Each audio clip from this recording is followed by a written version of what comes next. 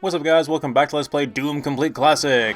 So I'm going to sound like a complete condescending prick here by saying this, but obviously it's a good idea to save at the beginning of the level once you've come into that level, depending on if you've come into there with good enough health or not, because some of these levels, especially getting towards this part of the game, have no chill when it comes to getting you off to a rough start there. So I already came into this level pretty beat up.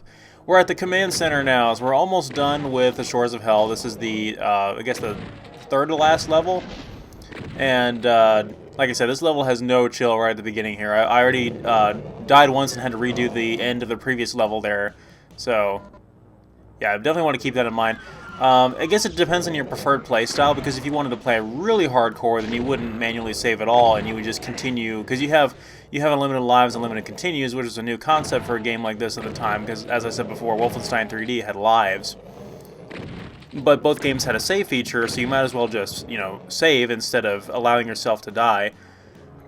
Which, in this game is more probable because it's more pragmatic just for the standpoint that you don't want to start some of these later levels in this difficulty with absolutely nothing, because it's not in the game's best interest to resupply your stock of things. So, yeah, it's just not going to happen. So, have I talked about Lost Souls yet? They are... I think I have.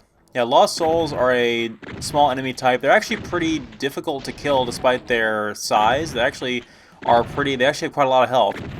They're not just an enemy where you can whip out your fists and just kill them instantly. Unless you have the Berserk power-up, which I've already demonstrated a little bit. Yeah, I'm sure we've had some Lost Souls so far. There's an enemy in Doom 2 that disperses Lost Souls, and it's really annoying. So over here, two Barons are going to come in, and Barons always seem to come in pairs. It's almost like the Hunters from Halo, or the predecessors to them, so to speak. They always come in pairs. Later on in Doom 2, obviously, we would get a Hell Knight enemy, which is basically a weaker version of the Baron of Hell, and you can get those as just individuals. They don't always come in pairs. I know Barons don't always come in pairs as a rule, but they do more often than not, I feel like. So this Cacodemon seems to be wanting to follow us in here if we didn't close the door in his face. There my voice goes cracking again. I don't know how to prevent that. This level is really obnoxious for all the close quarters, though, because it really does not give you a lot of room to maneuver around these large enemies. And this is one of the better runs through it I've had yet, because I managed to get out of here with a pretty good amount of health and armor right now. Ammo is so tight in this level, though. Like, ammo is just... you have barely anything. I'm using the shotgun right now because it has a reliable amount of ammo, but I'm out of plasma cells. I used them on the other Baron, and I have literally one rocket. But I have the maximum capacity for my ammo right now, so if I were to have full and everything, I would actually have 100 rockets, and that's quite a lot. But there's really no point in Doom 1 that I think I'm going to have 100 rockets, as far as I can recall at least. I know up until the end of Inferno, I'm not going to have 100 rockets. I'm either going to use them, or I'm just never going to accumulate that many in one place, just for balancing reasons. Yeah, unless they're going to have us go up against one of the ultimate enemies of the game, they're not going to give us that many rockets or that many plasma cells. I really like that flickering fire effect there. Sometimes you can interact with these pedestals sometimes and trigger things in the environment, but it's very rare, and Doom 1 doesn't have a whole lot of that. But it doesn't hurt to check. You can kind of pull up your map and see if something looks unique and different on your map, see if you can interact with it. One thing that I hate is if you already have that weapon, like we already had the chain gun there when we picked it up, we get a negligible amount of ammo for it. Like, we still have barely any ammo to be able to use this thing. I now have the full map for this area, though, which is good. Yeah, the biggest problem with this map, though, is, like I said, the close quarters and the pinkies. And if I had the Berserk power-up, it wouldn't be nearly as much of an issue, because I could just one-shot them and not have to worry about them hitting us. In this group of enemies, I definitely want to take out the shotgunners first if I can, so I can take their ammo. And their, hit scanning ability, the way ballistics work in this game is it just sends out a cone of damage, as I said before. So we can't dodge bullets, even though we can dodge an Imp's fireball, so obviously they are a higher priority to kill. Yeah, Lost Souls, like I said, despite their size, can take quite a few hits to kill. They only have physical attacks, though. They have no range attacks. And it's kind of hard to tell when they're going to lunge at you, because they sort of face towards you and tilt up their skull a little bit, and then they just kind of lunge at you, and that's really their only attack. but they usually always come in large hordes.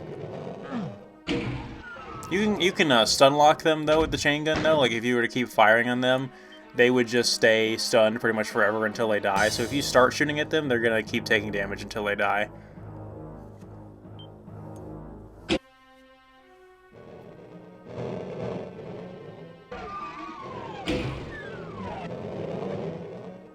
The whole wood board aesthetic there for those rooms really does look odd. I never really much cared for that. Like this room literally looks like it has wooden doors, which never really made much sense to me. Yeah, there's nothing I can do about this ammo shortage though. I'm just gonna have to keep pushing through and dodge whatever enemies I can until I can get more ammo.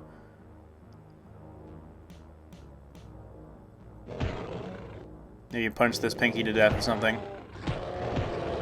Yeah, it's despite the ammo crisis in this level and through a lot of... It's really just this difficulty level because there's more enemies to have to kill.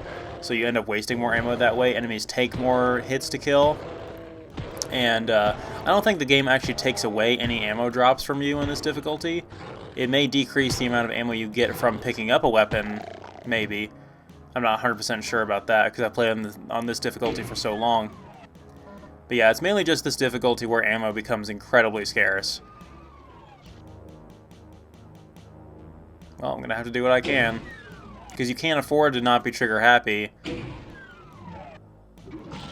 Your reflexes are really all there is to it. Okay, there's a backpack in there. If I get that, I might be okay. And the Berserk power-up. So I probably should have gone in here earlier. That way I would have had the Berserk power-up in order to fight the pinkies that plague this area so much.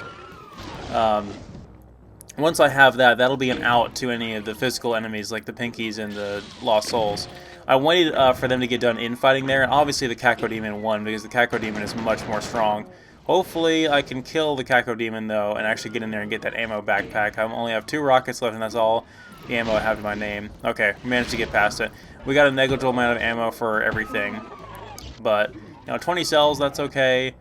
We have 24 shotgun shells, which is pretty good. We can manage with that. And obviously I was able to just punch the Cacodemon to death with a Berserk. If I didn't say so before, when the red sort of glare on the screen for the Berserk power-up wears off, the power-up is still enabled. I'm not sure if it was a glitch, if it was intended to be that way, but you still have it. You always have, your fists are pretty much permanently powered up. And they can't instantly kill something, but they deal an enormous amount of damage. So we can one-shot that pinky there. It's not always a one-shot, just sometimes. There's a little bit of randomness to the damage there. Punch that imp out.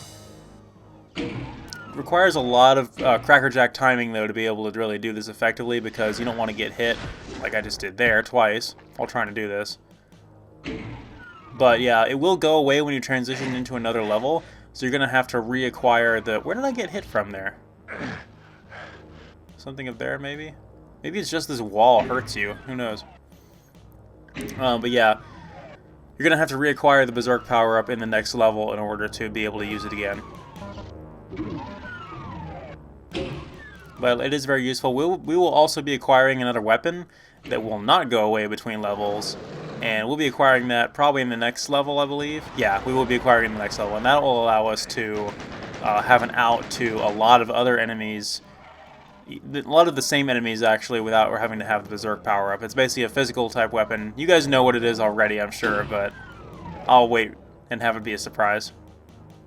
That room was full of regular gunners, which gave us plenty of ammo for the chain gun there. Not plenty, but enough to get by. I'm still mainly going to be relying on the shotgun here just because of the amount of ammo I have for it.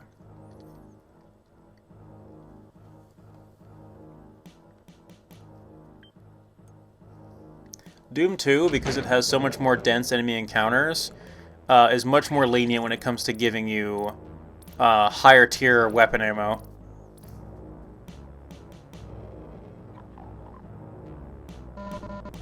Alright, there's a hazmat suit there if we want to go walking over that acid we saw up there on the upper floor.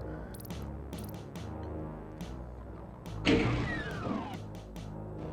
could use it right here. The Enviro suits actually last a really long time. It's one of the longest lasting power-ups in the game, pretty much.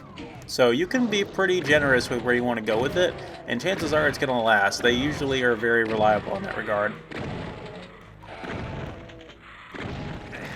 Oh, that famous wall art right there. Everybody knows that art, and that's pretty much synonymous with Doom and a lot of the PC collections. Like there was the Ultimate Doom collection on PC, released sometime in the mid-2000s, I believe, right before Doom 3 came out. There was, a CD version of Doom has that art on it in black and white. So you see, I still have the Envirosuit powered up here, even though we're long past where we need to be. Alright, we managed to make it to the end.